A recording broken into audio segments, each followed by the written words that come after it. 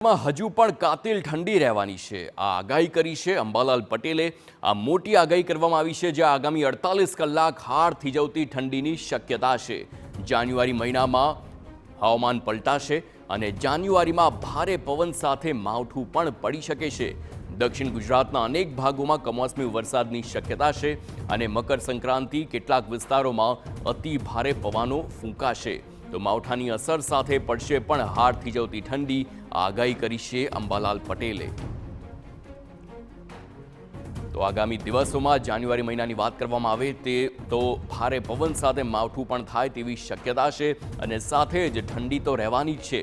એટલે આગામી એક મહિનો કાતિલ ઠંડી પડે અને સાથે જ કેટલાક ભાગોમાં વરસાદ પડે, માવઠું પડે તેવી શક્યતા છે અને આ માઠા સમાચાર ખેડૂતો માટે પણ કહી શકાય।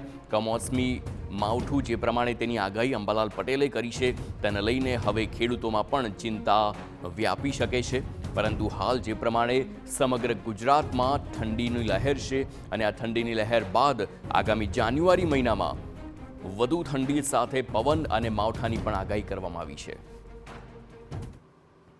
મકર સંક્રાંતિથી કે જાન્યુઆરી માસ સુધીમાં કેટલાક ઠેકાણે કમોસમી વરસાદ પવનના તોફાનો સાથે થવાની શક્યતા રહેશે।